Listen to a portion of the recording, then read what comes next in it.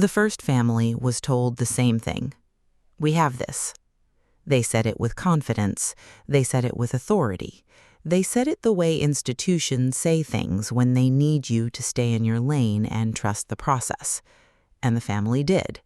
Because what else do you do when the people with the badges and the jurisdiction and the databases tell you they have it under control? That was 30 years ago. The killer was never found. The unknown DNA profile that could have named him has been sitting in a federal database for 22 years. Run through CODIS, run through the system that was state-of-the-art when it was built. And for 22 years, the system has returned the same answer. Nothing. The father of that family is still alive.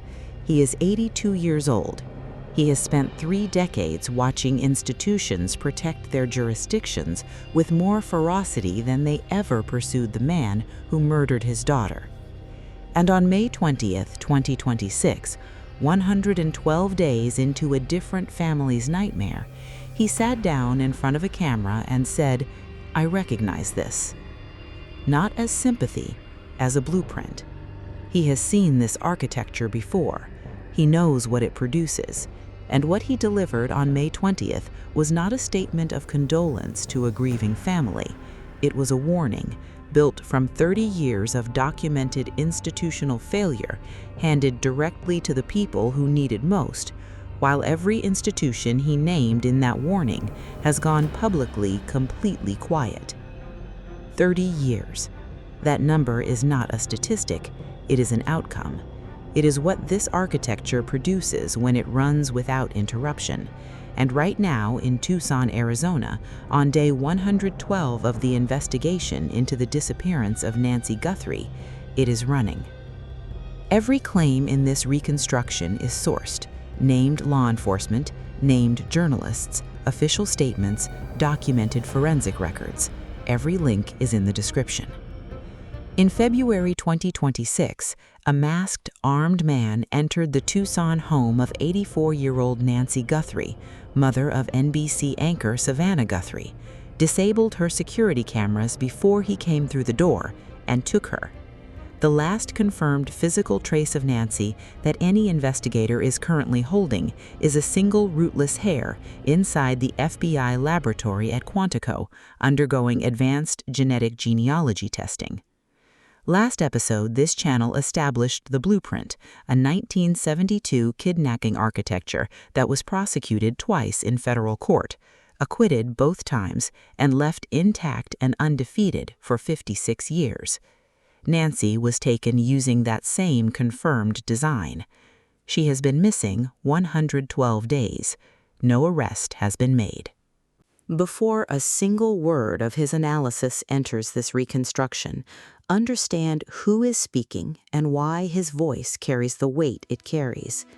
John Ramsay, father of JonBenét Ramsey, murdered in the family's Boulder, Colorado home on December 26, 1996. His daughter was 6 years old.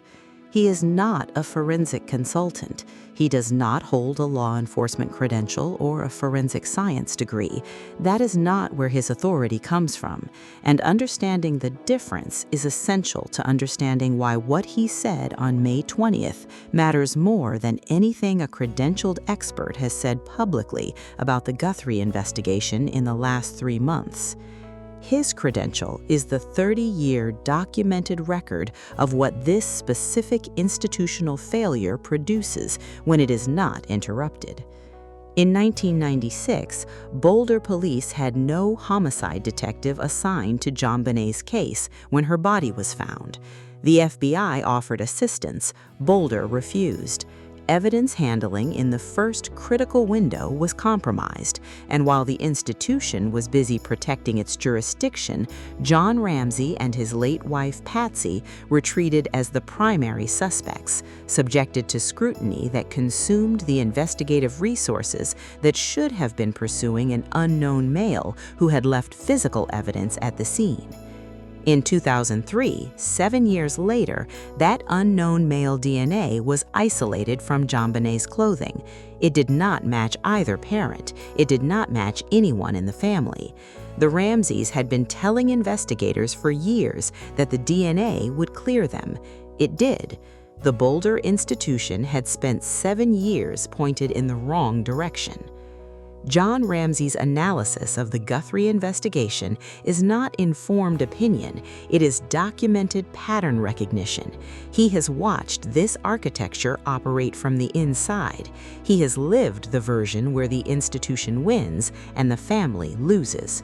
When he says he recognizes what is happening in Tucson, he is not speculating. He is comparing a confirmed failure template against a current investigation and identifying the structural match. Now his analysis enters the reconstruction.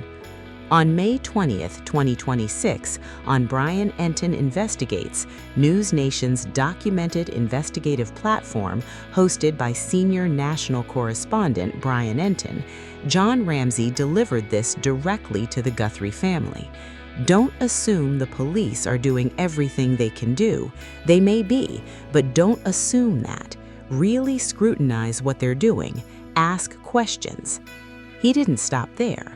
He named the specific question the family should be asking, not a general question about effort or commitment, a specific, forensically precise question about the DNA. What's the status of the DNA? Do you have DNA that doesn't match anybody in the family? What are you doing with it? Just putting it in CODIS? That's obsolete. That's not going to result. He then named the alternative, Investigative Genetic Genealogy, or IgG, a methodology that doesn't wait for a database match, a methodology that builds a family tree from a DNA sequence and works backward toward a name. With documented probability in the right forensic conditions, it produces a suspect where CODIS produces silence. He knows CODIS produces silence because it has been producing silence in his daughter's case for 22 years. And now he is looking at a second investigation, a second family, and he is asking out loud whether anyone has made the call to stop running the obsolete system and start running the one that might actually work. No institution has answered him. Here is what the documented record shows across 2 cases separated by 30 years. 1996, Boulder, Colorado. No homicide detective initially assigned. FBI assistance offered, refused. Evidence handling in the first critical window compromised. Family placed under institutional suspicion before an outside perpetrator was fully ruled out. Unknown male DNA eventually isolated, entered into CODIS, no match, no name, no arrest. The case remains officially unsolved. 2026, Tucson, Arizona. DNA collected from the scene of Nancy Guthrie's disappearance was routed first to a private laboratory in Florida, then, weeks later, shipped to the FBI's facility at Quantico. Not the other way around. Florida first, Quantico second. FBI Director Kash Patel publicly confirmed this and named it as a problem. Patel also confirmed that the Pima County Sheriff's Department sidelined the FBI for the first 4 days of the investigation. The evidence that should have been at the most sophisticated forensic laboratory in the country on day 1 was not there until weeks into the investigation. Sheriff Chris Nanos publicly admitted on the record that his department was a mess. He survived a Board of Supervisors removal vote on May 12th by a margin that tells you the institutional pressure exists. The FBI has absorbed primary investigative responsibility. The sheriff is no longer speaking directly to the Guthrie family. Unknown DNA isolated from blood evidence at the scene of Nancy Guthrie does not match anyone in the existing database. The rootless hair, the last confirmed physical piece of Nancy Guthrie that any investigator is currently holding, is at Quantico. Its forensic limitations are real, documented, and have not been explained publicly by any institutional voice on this case.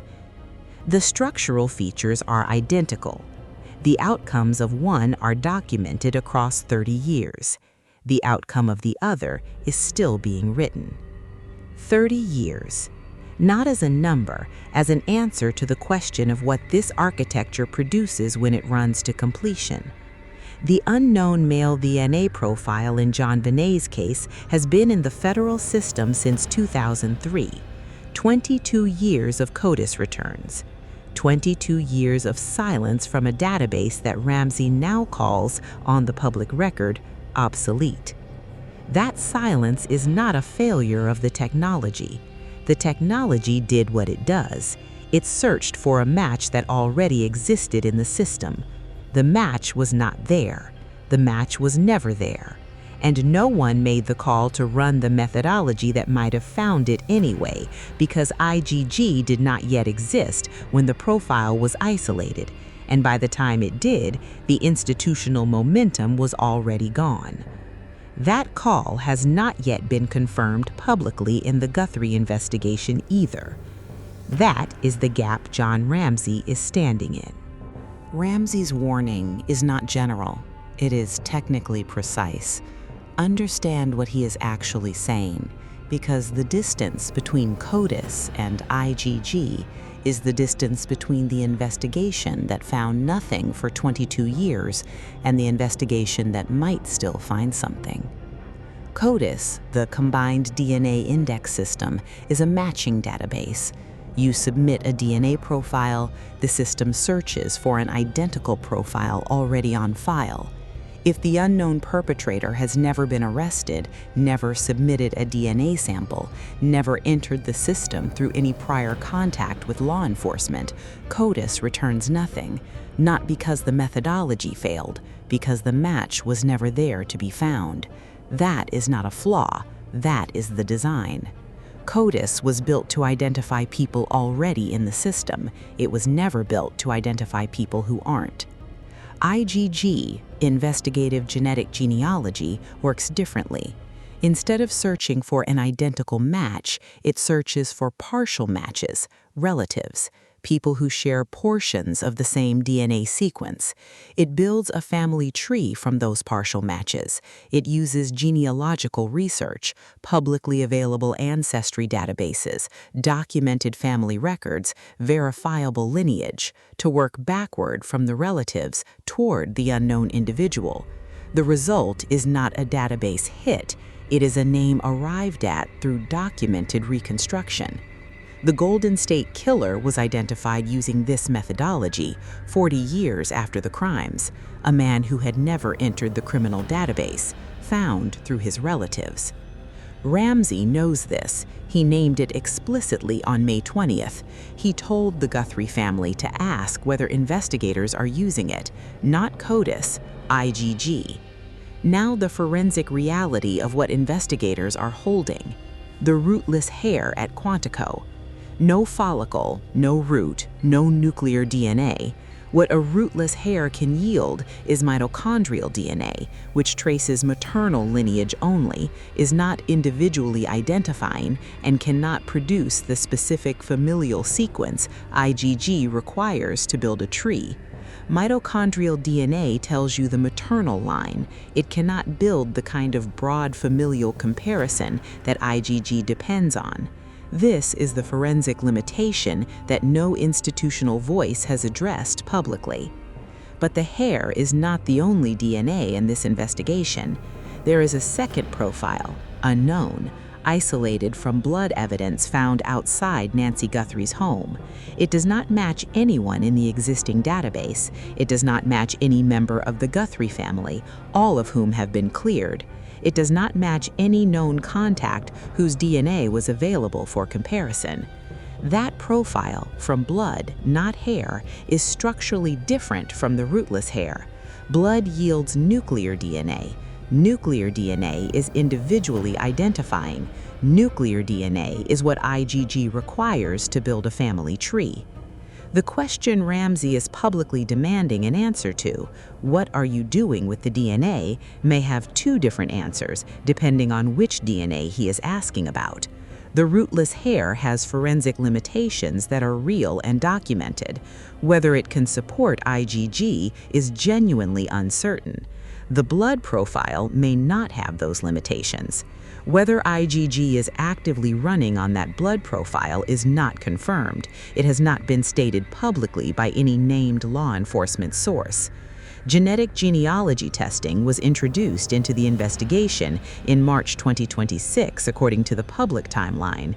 Whether outside genealogy specialists are currently embedded in the case, whether the blood profile is robust enough for broad familial database comparison, and what priority that work is receiving, none of that has been confirmed in public statements. That silence is the forensic center of this episode. If the blood DNA profile is already complete, if the weeks at Quantico have produced a sequence strong enough for genealogical comparison, what is the investigation waiting to say? Pull back from the hair. Pull back from the laboratory at Quantico. Pull back from the specific forensic objects and look at the system surrounding them. Here is what the confirmed record shows about the institutional architecture of the Guthrie investigation as it stands on day 112. DNA from the scene was routed to a private laboratory in Florida before it reached Quantico, confirmed by the FBI director on the public record. The FBI was sidelined for the first 4 days, confirmed by the same source.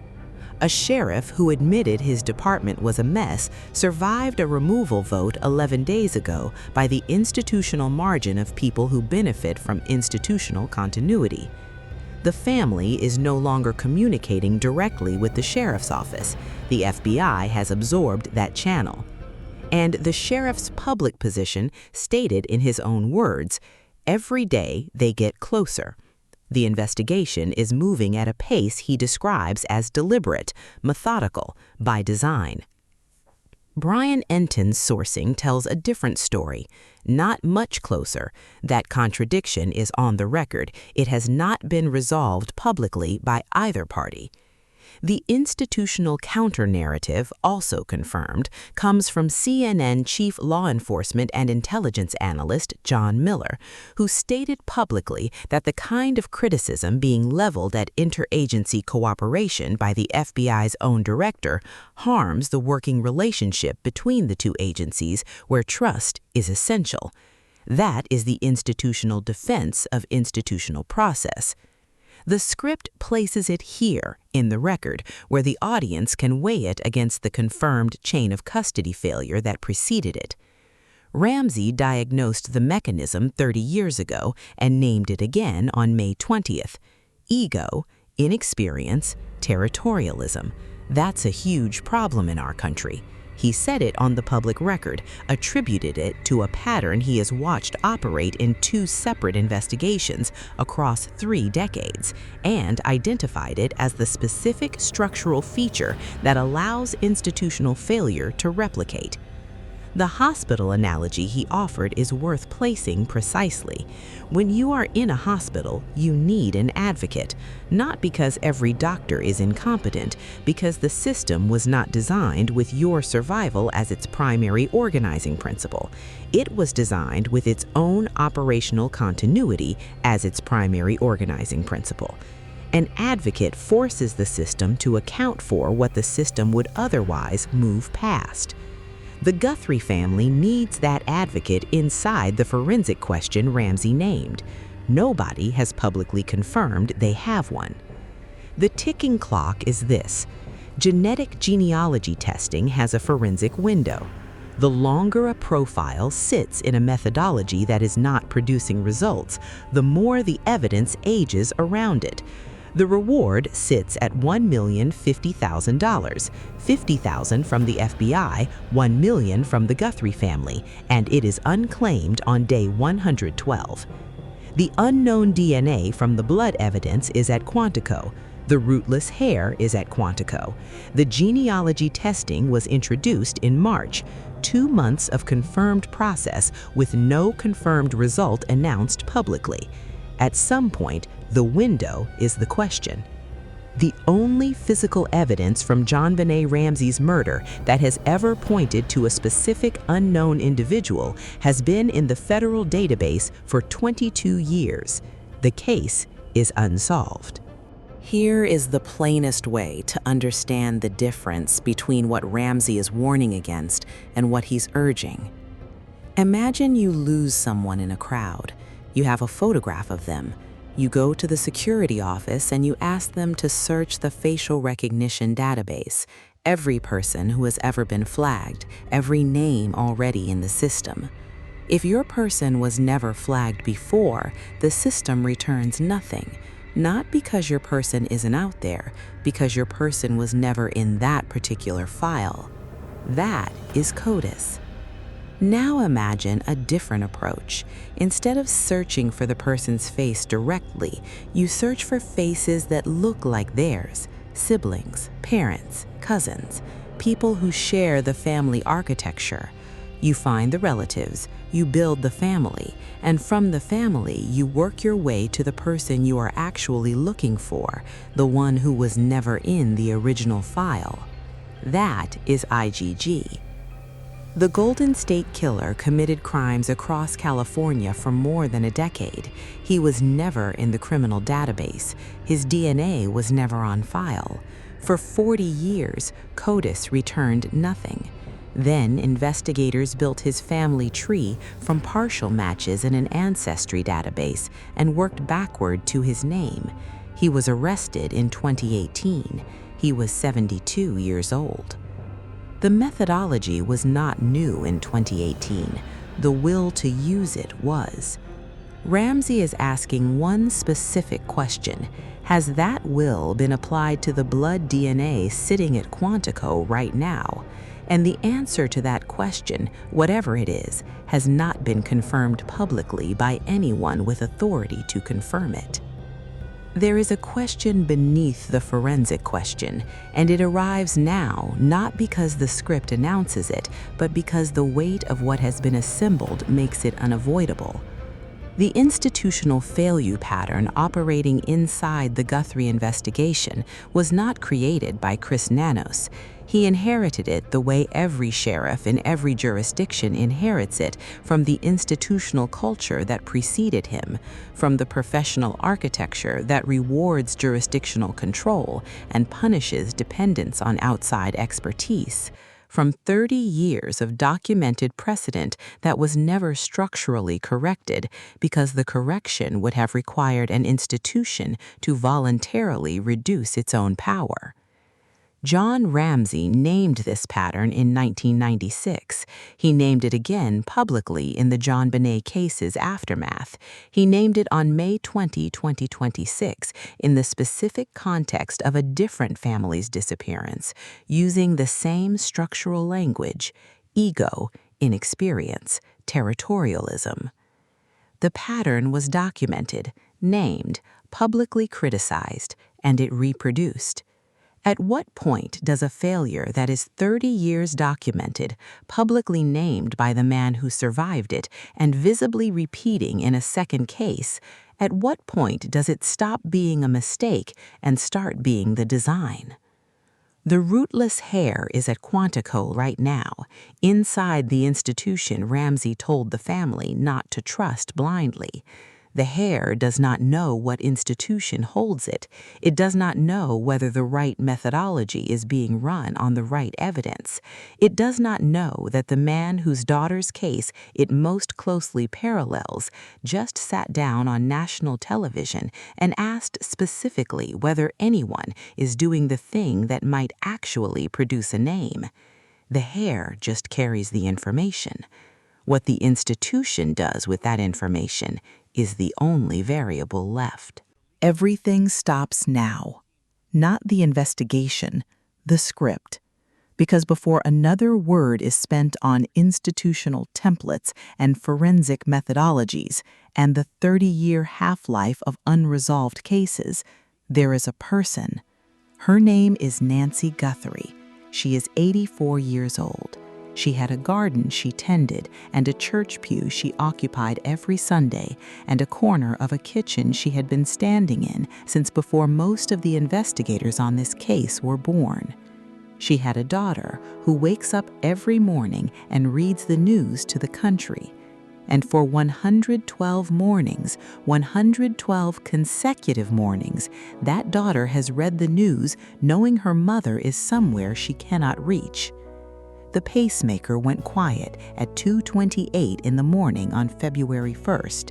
The device that had been recording every second of Nancy's living body, tracking every beat, every rhythm, every sign that she was still there, went silent, not because it stopped working, but because she was beyond its range, taken beyond the distance of the only technology still tracking her. Everything that has come since, the Florida lab, the Quantico facility, the reward that climbs past $1 million, the institutional statements about getting closer, the man from Colorado sitting in front of a camera on May 20th, drawing the only parallel that matters, all of it is the machinery that spun up in the space that Nancy left behind. She did not choose to become the center of an institutional failure argument. She did not choose to become the test case for whether a 30-year lesson was ever actually learned. She was in her home. It was early morning. A man came through her door. The rootless hair at Quantico is still being analyzed. It is the last physical piece of Nancy that any investigator is currently holding. It is still there, still real, still carrying information that has not yet been fully translated into something the investigation can use. So is she. She is still out there. And the only thing standing between that hair and an answer is whether the right people are running the right methodology on the right evidence, and whether the institution holding that evidence has the will to do what John Ramsay has been asking for, publicly, for longer than most people watching this case have been paying attention to this case. Nancy Guthrie has been missing 112 days. The combined reward for information leading to her safe return and the identification of the person responsible stands at $1,050,000. $50,000 from the FBI, $1 million from the Guthrie family. It is unclaimed. If you have information about this case, specific, documented, verifiable information, the FBI tip line is 1-800-CALL-FBI. That number is in the description. The reward information is in the description. If you have publicly confirmable, verifiable, documented information relevant to this investigation, a public record, a confirmed connection, a verifiable detail, bring it forward through that line. Not speculation, not theory. Documented, confirmed, verifiable. The distinction matters, because the investigation is built from evidence, and evidence is the only thing that moves it forward. Somebody knows something. John Ramsay has spent 30 years understanding what it costs when the people who know something don't come forward. That cost has a name. It had a life. It had a garden and a church pew and a daughter who is still waiting. This is American Case File, reconstructing the last known hours before everything changed. If you are new here, subscribe and turn on notifications. This case is not slowing down, and neither is this channel. Every development gets the full reconstruction it deserves. You will not find this analysis anywhere else.